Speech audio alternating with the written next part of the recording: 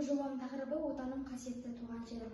Жобаның мақсаты әлеуметтік маңызды істерді ұйымдастыру. Оның ішінде қасиетті мекеніміз оңтүстік Қазақстан облысының көрікті жерлерімен оқушыларды таныстыру. Туған жерге сүйіспеншілік, туған тарихын тереңнен білуден басталады. Еліміздің әрбір тауы мен өзені, сайы мен қары тұнып тұрған тарих. Жобаның өзектілігі оқушыларымызды отанымыз Қазақстанның көне де маңызды туристік жерлерімен таныстыру. Тек оқып қана қоймай, ол жерлерді өз көзімен көру, сезіну. Туған жерге сүйіспеншілік, туған тарихын тереңнен білуден басталады. Еліміздің әрбір тауы мен өзені, сайы мен қары тұнып тұрған тарих. Осы бағытта кең байтақ Қазақстанның мектеп оқушыларында туристік сапарға шығып туған өлкенің тарихи флорасы мен фаунасын таныстырып жатыр. Ұйымдастырылған үлкен жобалардың жазғы лагерьге тынығып жатқан мыңдаған оқушылар үшін балалық шақтың естелігі болып қалмақ.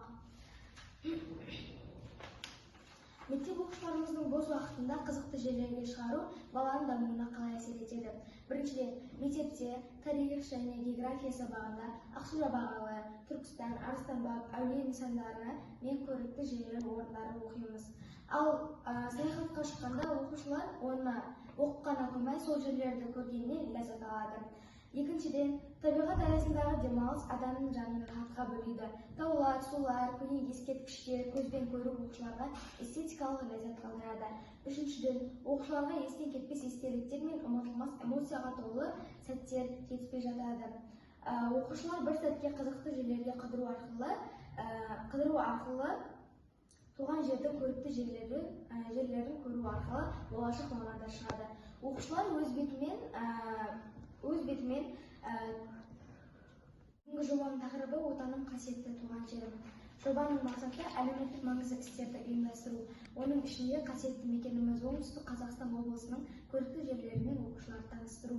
Туған жерге сүйіспеншілік, туған тарихын тереңнен білуден басталады. Еліміздің әрбір тауы мен өзені, сайы мен қары тұнып тұрған тарих.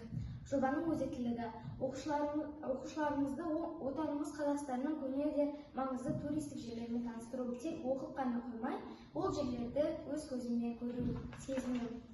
Туған жерге сүйіспеншілік, туған тарихын тереңнен білуден басталады. Еліміздің әрбір тауы мен өзені, сайы мен қары тұнып тұрған тарих. Осы бағытта кең байтақ Қазақстанның мектеп оқушыларында туристік сапарға шығып туған өлкенің тарихи флорасы мен фаунасын таныстырып жатыр. Ұйымдастырылған үлкен жобалардың жазғы лагерьге тынығып жатқан мыңдаған оқушылар үшін балалық шақтың естелігі болып қалмақ. Мектеп оқушыларымыздың бос уақытында қызықты жерлерге шығару баланың дамуына қалай әсер етеді? Біріншіден, мектепте тарих және география сабағында Ақсу-Жабағылы, Түркістан, Арыстан-Баб, әулие нысандары мен көрікті жерлер орындары оқимыз. Ал саяхатқа шыққанда оқушылар оны оқып қана қоймай, сол жерлерді көргеннен ләззат алады. Екіншіден, табиғат аясындағы демалыс адамның жанын рахатқа бөлейді. Таулар, сулар, көне ескерткіштер көзбен көру оқушыларға эстетикалық ләззат қалдырады. Үшіншіден, оқушыларға естен кетпес естеліктер мен ұмытылмас эмоцияға толы сәттер жетіспей жатады. Оқушылар бір сәтке қызықты жерлерге қыдыру арқылы туған жердің көрікті жерлерін көру арқылы болашақ мамандар шығады. Оқушылар өз бетімен осы жобамды Абайдың өлеңімен қорытындылағым келеді. Өлсем орным қара жерсіз болмай ма? Өлсем орным қара жерсіз болмай ма? Өтірік тіл біреуге алшақ қыз болмай ма? Махаббат ғадуатпен майдандасқан қайран менің жүрегім мұз болмай ма?